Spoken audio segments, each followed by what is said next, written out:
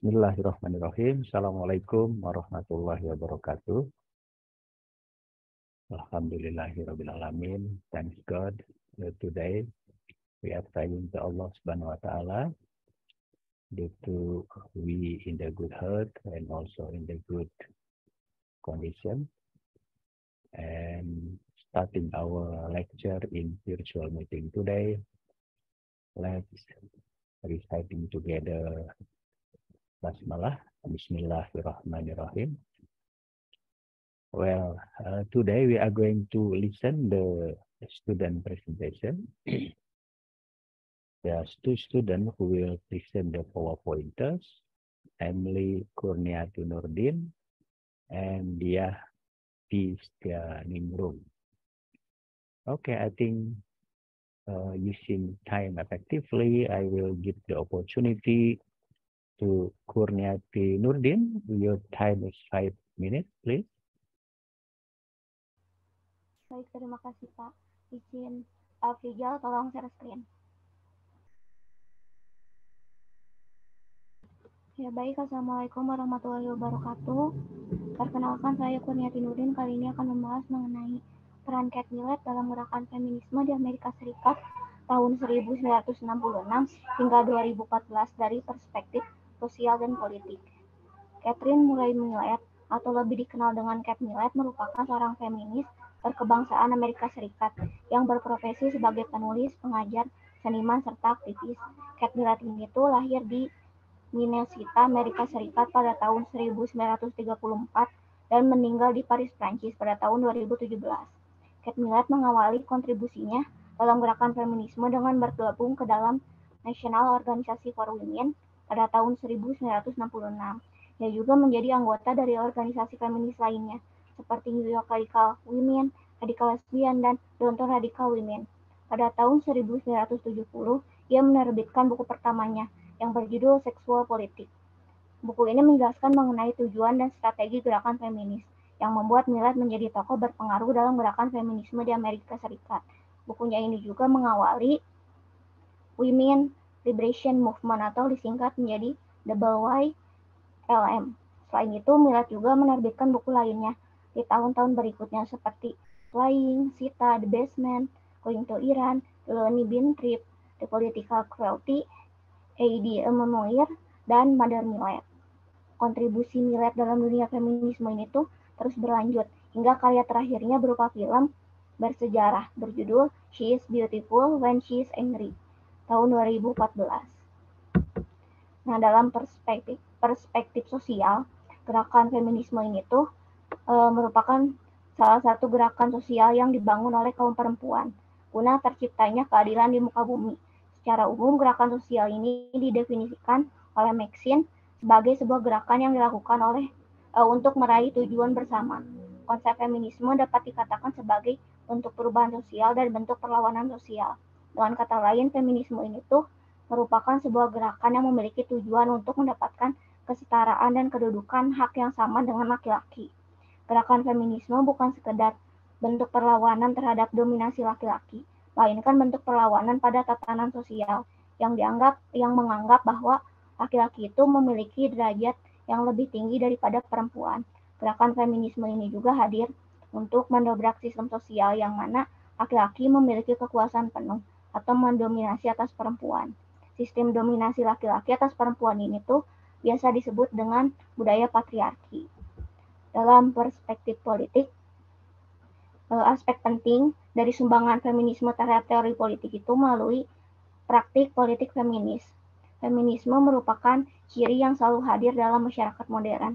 Sebagai gerakan politik, feminisme ini melibatkan diri dalam politik, dalam arti konvensional dan juga telah memperluas wilayah aksi politik dengan cara yang signifikan, baik secara praktis maupun teoritis.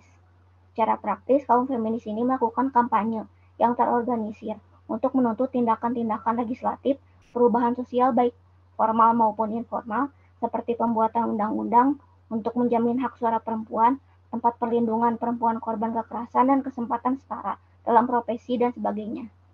Sedangkan secara teoritis teori politik feminis ini tuh melibatkan pembuatan model dan penelitian empiris mengenai hubungan antara berbagai peristiwa dan perubahan dalam pemerintahan, negara, serta kebijakan pemerintah, perubahan hukum dan hubungan sosial di berbagai lembaga seperti perusahaan dan rumah tangga, serta perubahan dalam tempat-tempat seperti jalan dan rumah.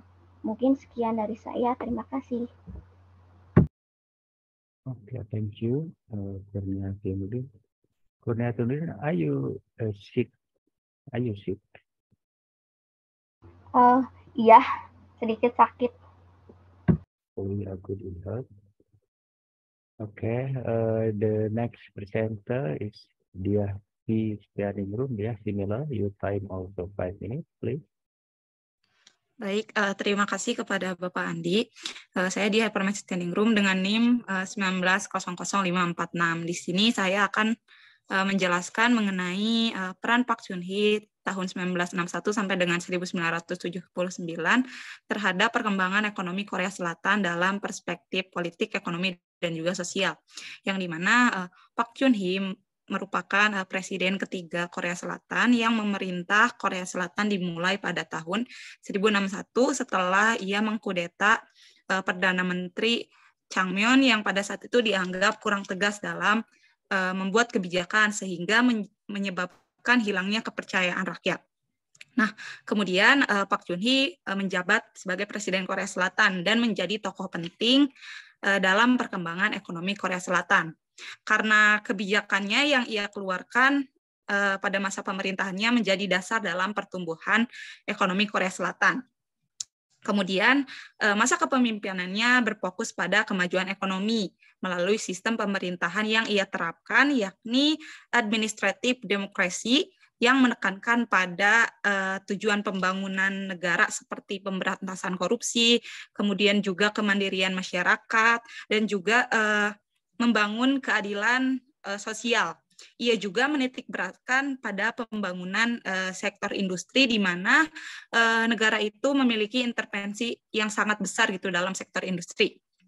Nah, untuk pembangunan ekonominya ini tuh ia dilakukan melalui kebijakan rencana pembangunan 5 tahun yang dikeluarkan pada tanggal 22 Juli 1961 yang berkiblat kepada sistem kapitalis, yang dimana kebijakan rencana 5 tahun ini tuh berfokus kepada yang pertama itu meningkatkan sumber daya energi, kemudian yang kedua itu meningkatkan industri, yang ketiga itu berfokus kepada produksi pertanian, kemudian juga meningkatkan neraca pembangunan nasional gitu neraca pembayaran nasional, dan juga meningkatkan ekonomi begitu. Nah, kemudian jika dilihat dari perspektif politik gitu ya, selain Park Chung-hee itu meningkatkan ekonomi, tapi Park Chung-hee juga membuat kerjasama bilateral dengan negara luar, yang dimana kerjasama bilateral ini bertujuan untuk peningkatan ekonomi. Salah satunya itu dengan negara Amerika, yang dimana hubungan bilateral dengan negara Amerika ini tuh menyebabkan adanya kerjasama dalam bidang ekonomi, seperti Amerika Serikat itu menanamkan modal dan juga menyumbangkan dana untuk pembangunan Korea Selatan sendiri gitu. Dan juga selain dalam dana gitu ya, Amerika juga menyumbangkan dalam hal militer gitu.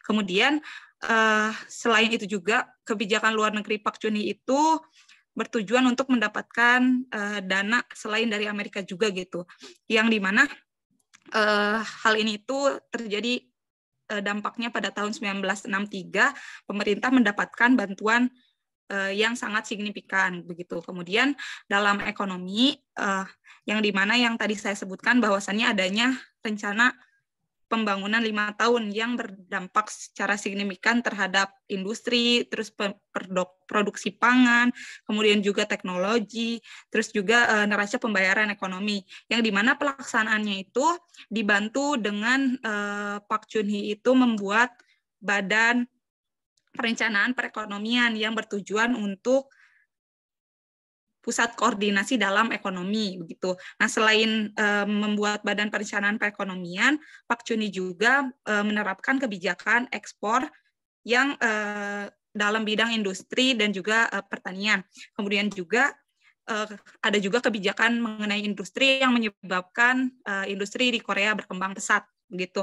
Kemudian ada juga kebijakan ekonomi darurat yang mendorong investasi asing datang ke Korea begitu.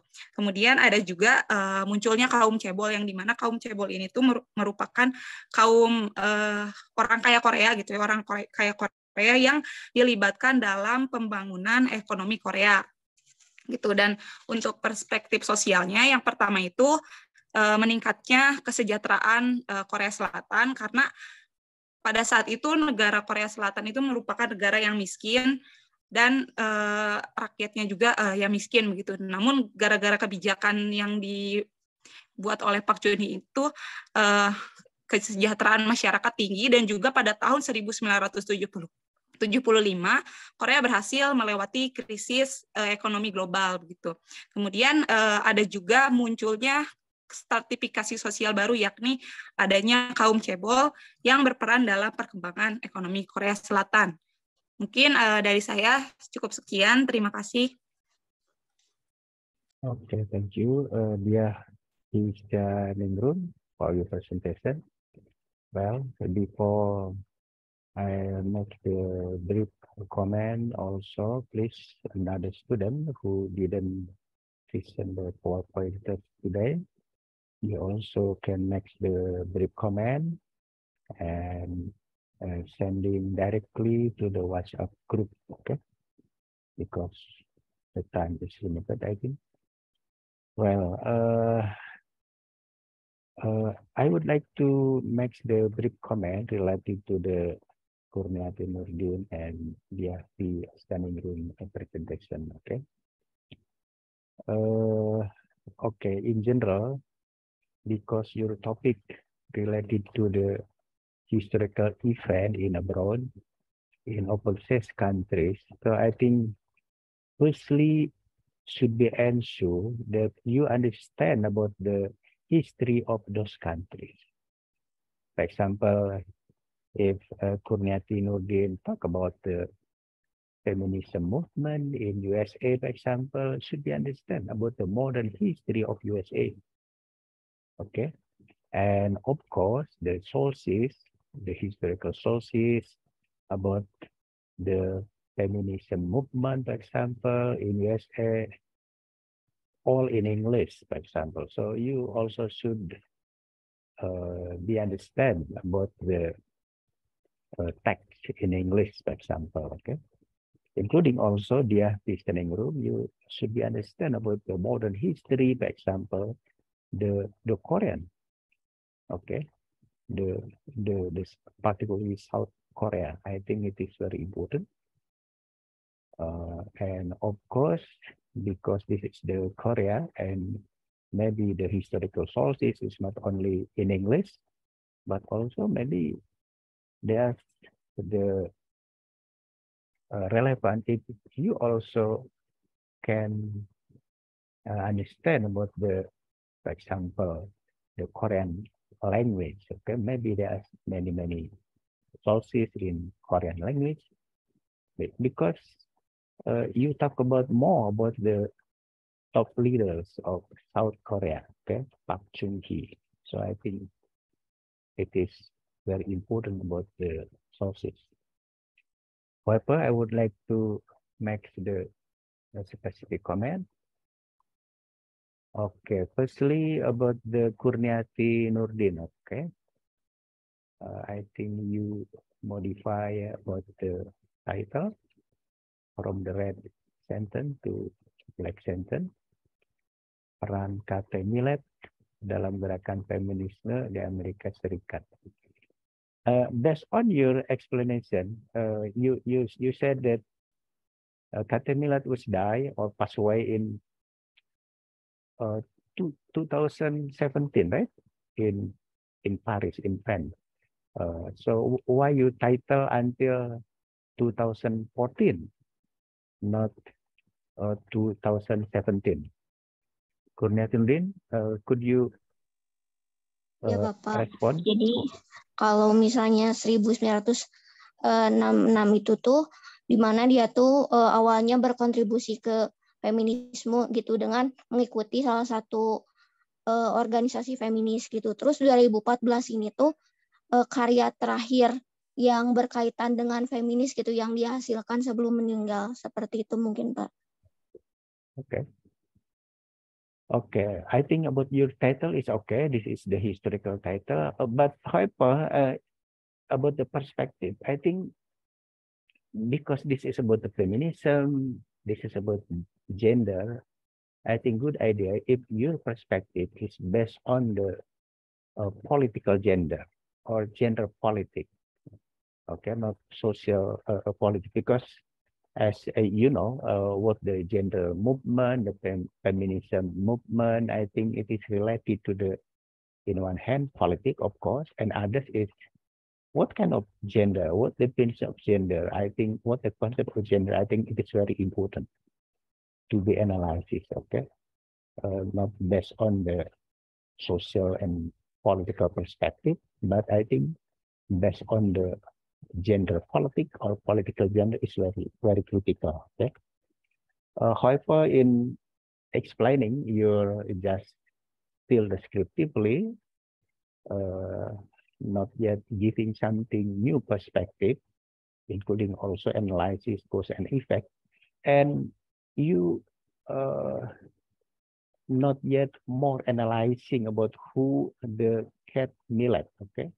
You just inform that Millett was born in 1934 and was died in 2017 in France, not in USA. I think should be analysis why Kate Millett should be moved, for example, maybe in the last his life from USA to France. And I think it is very important to analyze about the biography of Kate Millett, okay, and his thoughts, his movement related to the feminism, related to the gender perspective, and so on and so forth, okay, and including also, for example, if we talk about the feminism movement, including also gender concept in USA, should be analysis also about the result of this movement, whether or not the feminism movement, the gender movement in USA is succeed or not yet succeed in politics, in social, and others, and should be compared with other Western countries. For example, in politics, I think until currently, the president in USA not yet come from woman figure, okay? The last figure, Hillary Clinton, defeated by the Donald Trump. So all president of USA, since George Washington until Joe Biden now, all as men, okay? not woman. Like comparing with Britain, Prime Minister Margaret Thatcher is woman, and then the King of Elizabeth, of course, woman. So comparing with the Western countries, between USA, for example, with European countries, I think feminism movement in European countries is success story,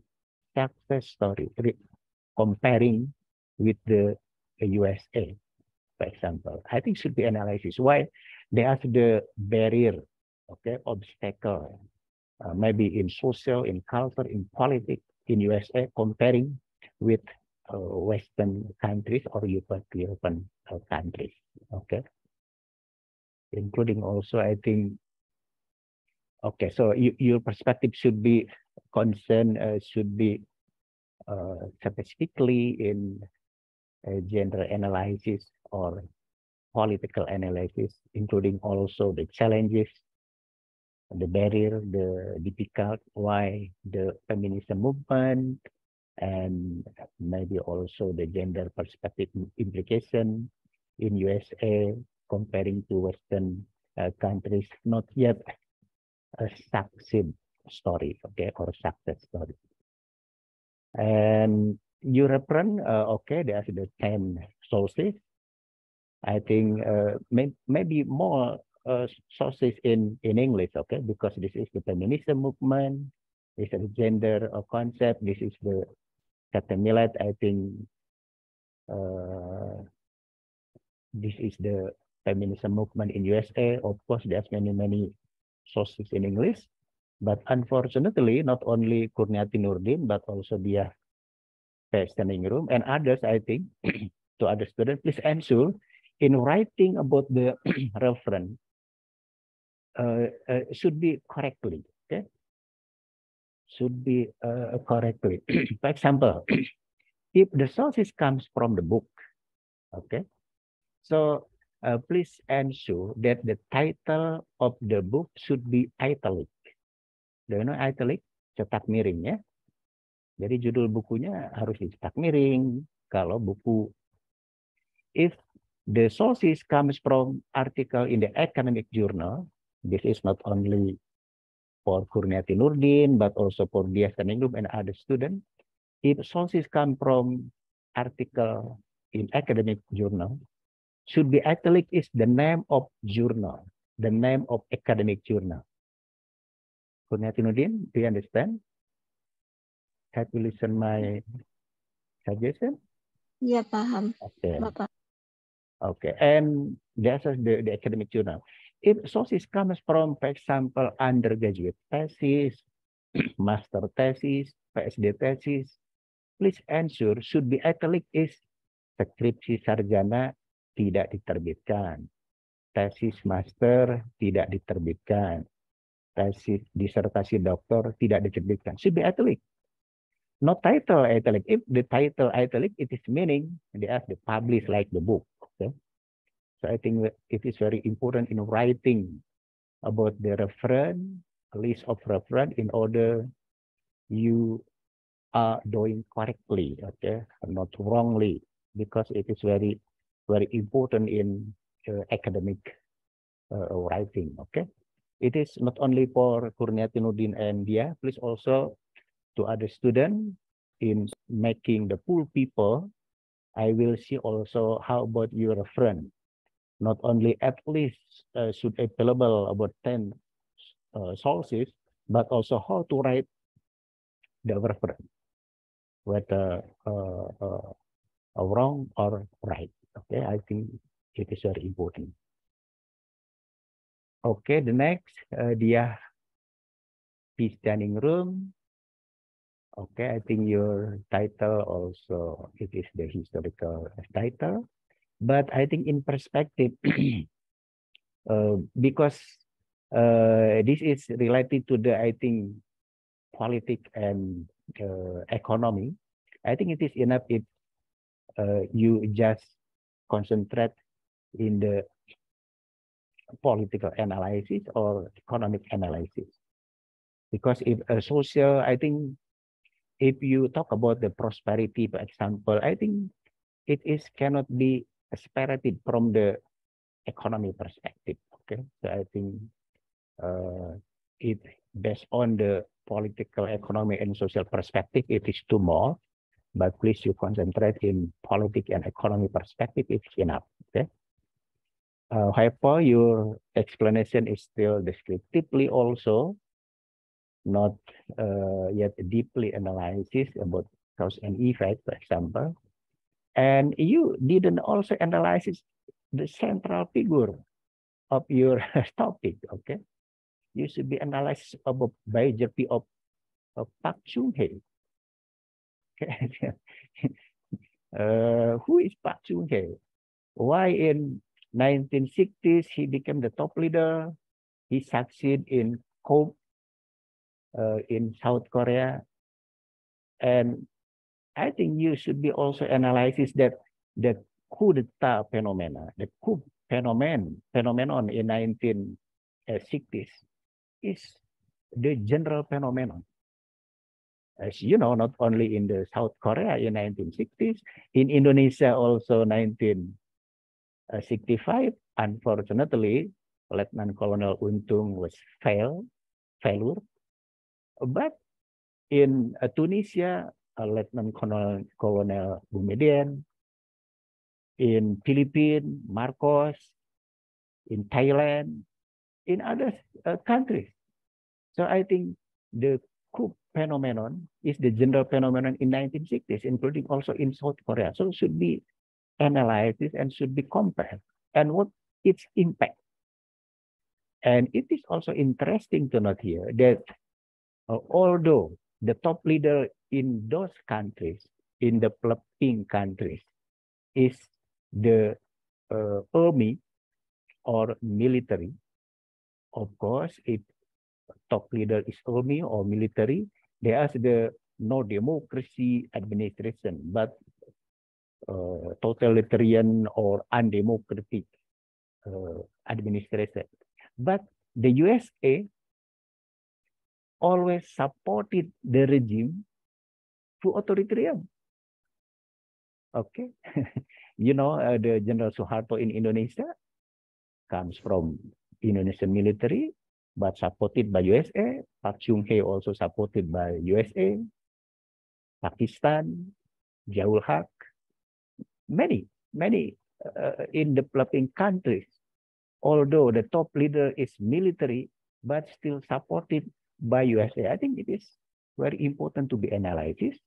And authoritarian regime also became the succeed in economic development. Not only in South Korea, but also including also in Indonesia, you know.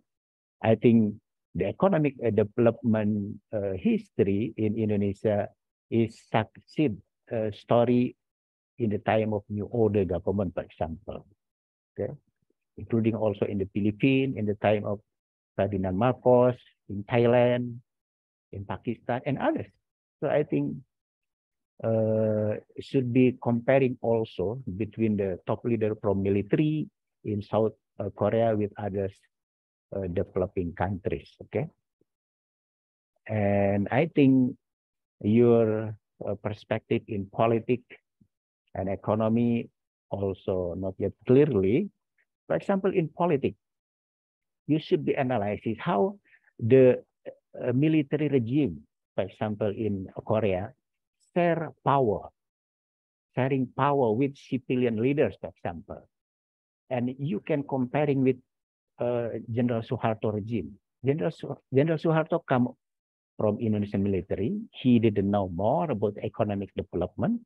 Because of that, collaborate with the civilian leader, particularly the professor, doctor who expert in economic discipline, economic program, particularly a professor from the University of Indonesia, to develop the economic program. How about the Park Chung-hee? Whether collaborate also with the civilian leaders who expert in economics. So I think most of the military didn't know more about the economic program. Because of that should be collaborate with other civilian leaders. It is the sharing power in political concept should be analyzed, okay? Because if there is no sharing power in politics, so I think this is the junta militer. All aspects dominated by military. It is a junta. But if the case like the Park Chung-hee, Suharto, Zia-ul Haq, and others, there's not junta militer because still collaborate with the civilian leaders, whether as the minister, members of cabinet, and so on and so forth. Okay, should be analysis.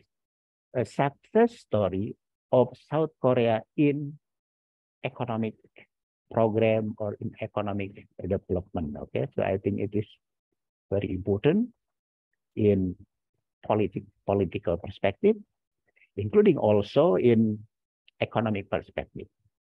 As you know that, for example, such as the 5 years planning, pembangunan 5 tahun. Okay, I think it is not only the specific case for South Korea, because in Indonesia also, there's the 5 years economic development, Repalita, you know.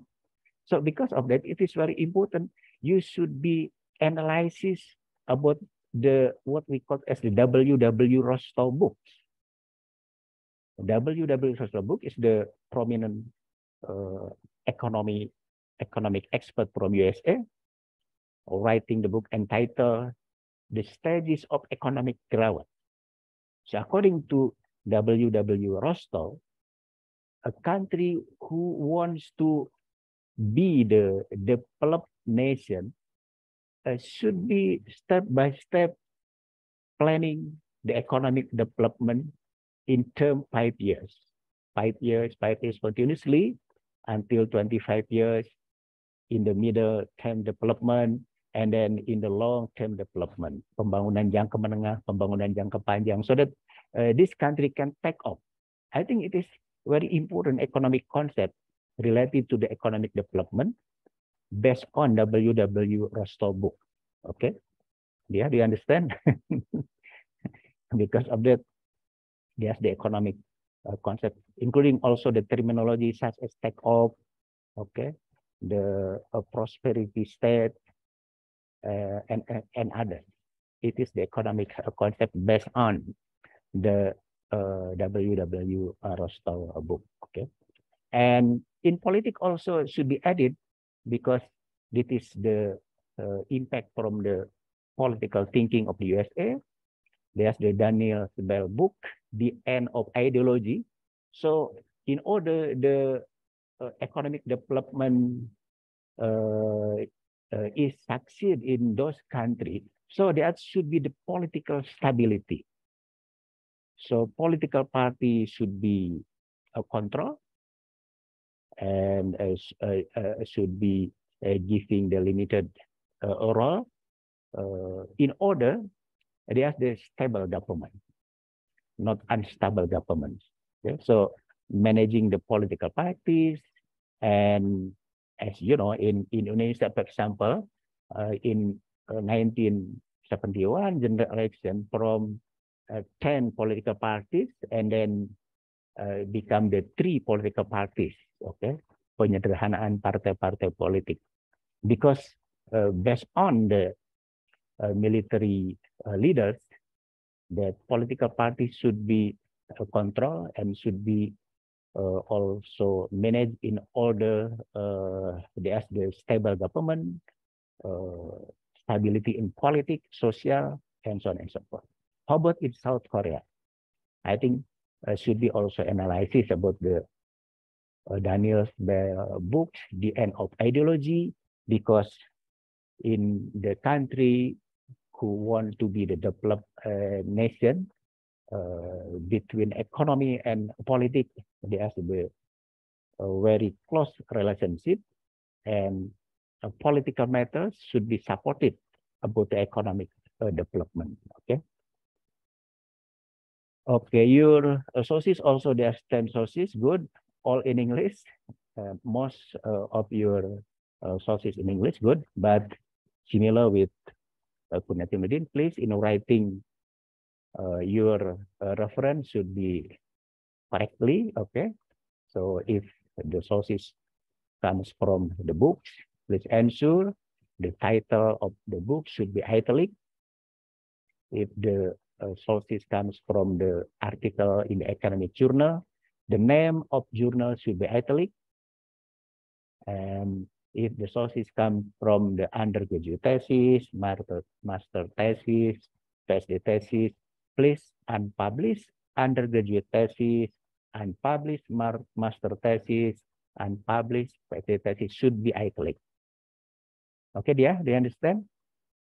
Yes, sir. Not only for Dia, but also for other students, okay? So in making the pool people, and should be collected in the next week, okay? In the next week, you all of students should be collected. The pool people, please ensure in writing about the reference should be not only at least 10 sources, but also should be correctly in writing the reference. Okay. So I think that's my suggestion, my criticize, my recommendation to Kurniati Nurdin and Dia Keswangan presentation. Thank you very much, and let's ending our lecture in virtual meeting today by reciting together also Hamdalah. Alhamdulillahirabbil alamin. Thank you very much. Remember, please, the next week is you should be collected the pool people. Dia and Kurniati, you just have time 1 week, okay, to next the pool people. However, I think you are ready because I was seeing your reference is good, at least the 10 associates, but please ensure in writing the reference should be correctly, okay? Okay, thank you very much. Inshallah, we will meet again in the next week, and I will see about your pool people, and hopefully your people is good based on our criticize, our suggestion, and our recommendation. Okay, if there's no change, not only in title but also in analysis and in reference, I think if you are changing based on my suggestion, I think your people is good and will get the good point also. Hopefully all my suggestion, my recommendation, and my criticism also can be understood by you. Okay? Thank you very much once again. Wassalamualaikum warahmatullahi wabarakatuh. Okay, we can Thank you, sir. Zoom meeting.